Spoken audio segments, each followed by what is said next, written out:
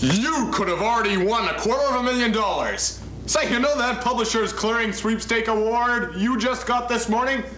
Lots of people win. Come on, send it in.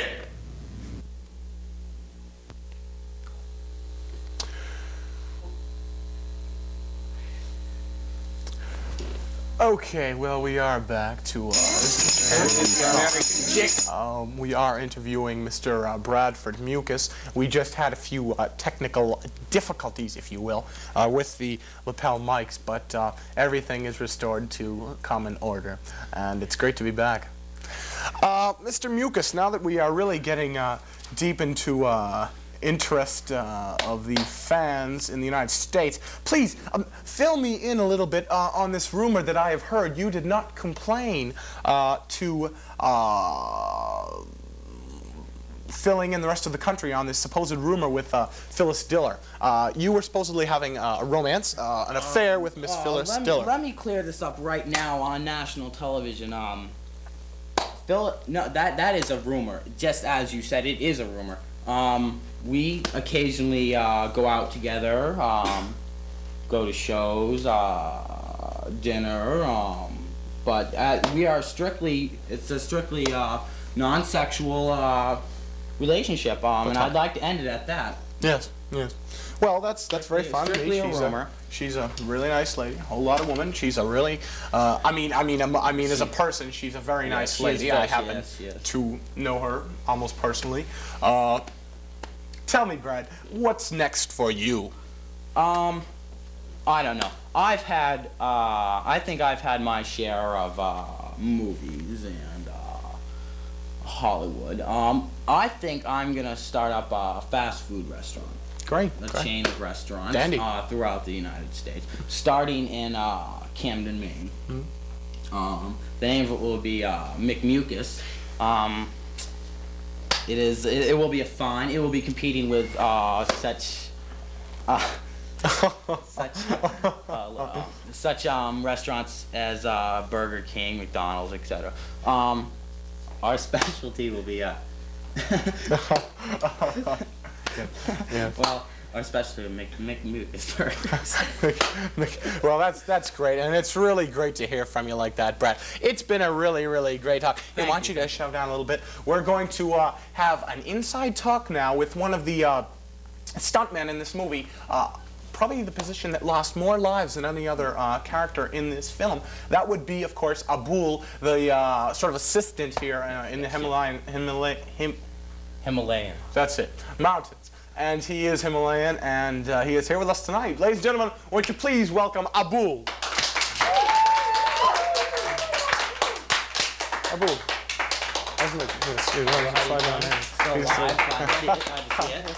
Yes. Have a seat. Yes. Mr. Abul, we are here with you this evening. It's very nice to have you. Let's get down to business.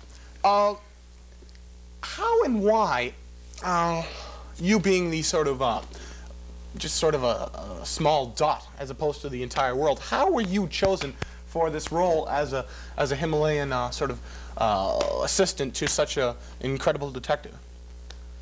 How do you explain this? Well, I was the #1 man, stuntman for the Himalayan in the Himalayan countries. Money was involved, great sums, but basically because I am the #1 man. That's very interesting to hear.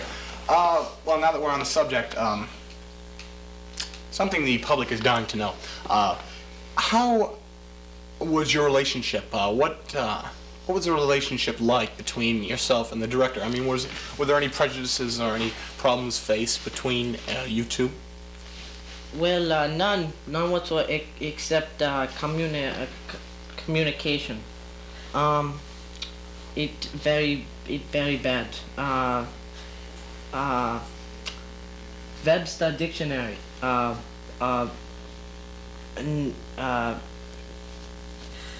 Good dictionary in America. Well, well, that's really a good help. Now that we are sort of moving right along, let's talk just a little bit about stunts. You are an incredible stuntman. Where did you take your training? Did you just sort of grow up in the Himalayan territory? Did you just were you just sort of born with it, or did it just come to you? Or you're a very agile person. You know. Yes. Yeah. That you're very, you know. Yes, absolutely. Tell me now, Abul, now that we're on the subject, what is waiting for you in the future? What do you plan to do in the future? What are your plans? What are your goals? Do you plan to settle down? What do you plan to do in the future? Any ideas? Go home and open up a moped chain. That's very good. That sounds very, very interesting. Is it something you'd like to do? I suppose it's something that you want to do with your life, isn't it? Something that something you want to do with your life. Yes. Well, that's very interesting.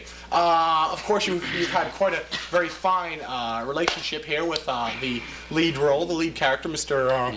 Mucus. You know him as Mr. Hunter, Detective Hunter. You've had a very good relationship with him.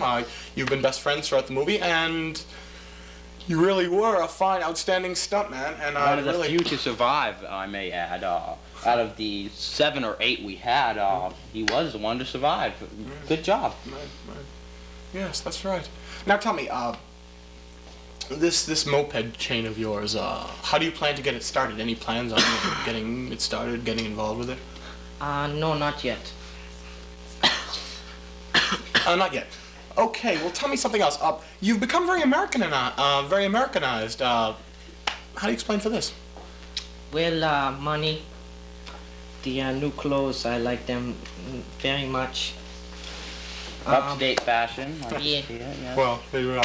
Well, that's very great to hear. It is time for a commercial break, and it's been great talking to Abul. We will return in a moment. Abul, thank you. This is Abul. Yes, thank you very much. Been a great job. Thank you. We'll be right back. Over there, I'm gonna make a move. Hey, you and me, Excuse me, but your breath kind of smells like an armpit. Try new Marlboro cream. Gets rid of those embarrassing, disgusting odors. Yeah, that's cute. Because I like doing that, right? Get Marlboro cream for those disgusting, ugly tobacco stains and tobacco odors. Keeps you fresh. Makes you look great. Your teeth are as white as can be.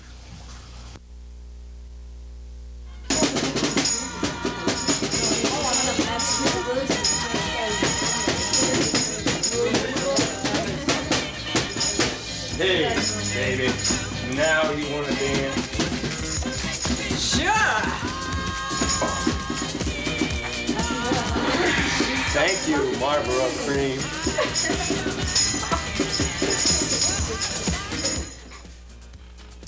Well, we are back, as a matter of fact, and we are back with a celebrity. A man who stands head and shoulders above the crowd. A man who simply outdoes his own self. Ladies and gentlemen, won't you please welcome with me this evening the director of this whole kit and caboodle, Mr. David Hendry.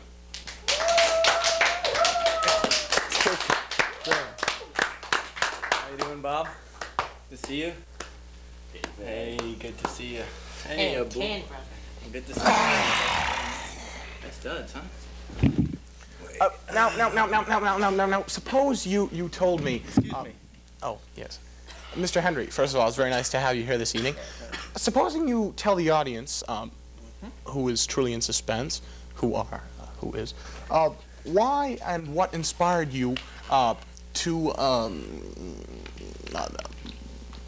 hire these lead actors, being Steve Hess and Mr. Brad Scott? What inspired you? Where did you find them for this movie? Well, you know, Jason, I have an interesting story to tell you about that.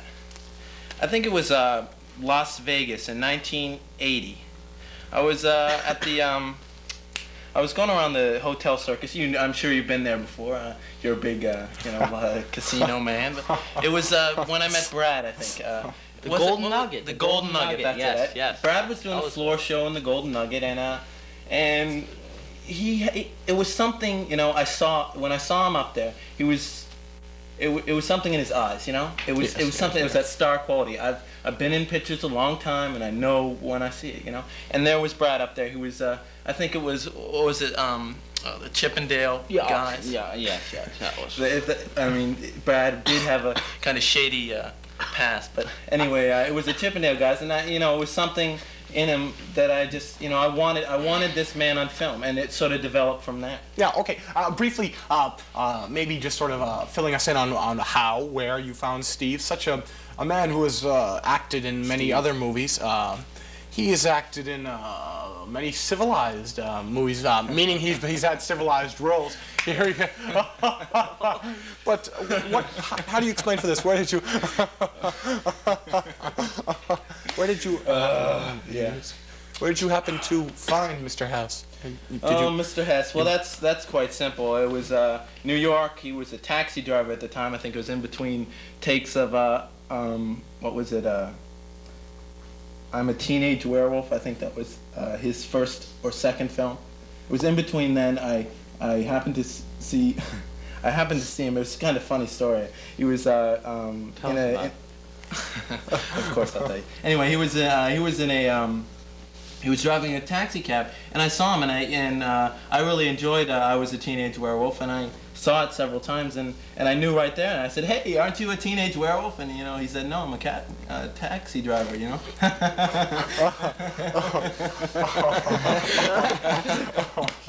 teenage taxi driver. Well, that's very fine. Tell me, now that we are on the... oh, dear. Oh, you kill me. Yes. Now, tell me, how was this relationship, in your view, between director and actors in this? I felt it was very good. There was a lot of person-to-person basis.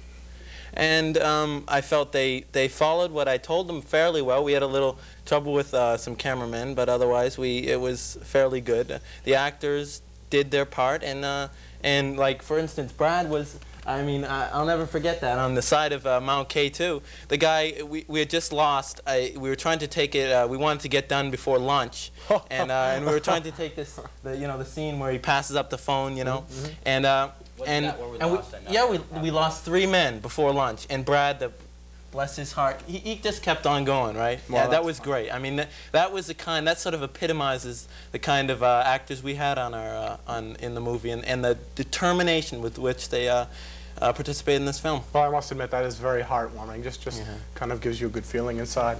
Yeah. Tell me now, Mr. Henry, now that we are on the subject, you spent a lot of money on stunts.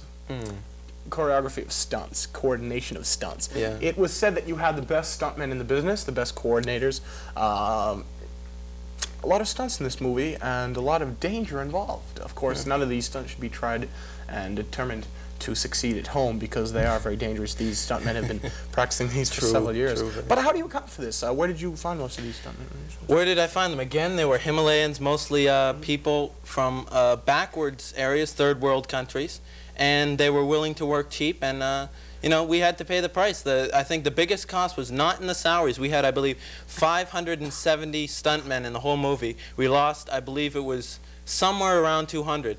But the problem was the insurance. We paid out royalties and insurance, even though a lot of these had cheap insurance policy. $10,000 a head. I mean, that more than tripled what we paid them in 3 years for their stunt work.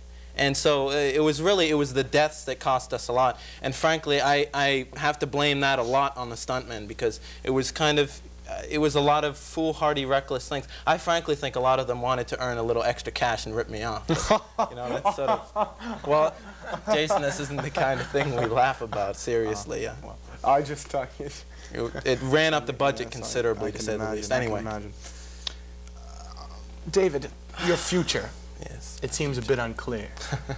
The public, it's demanding some explanation towards what you might be doing in the next few years, what you would like to be doing, and what you will probably be doing. What stands in the future for you? What is next? Next. Next. Next. In the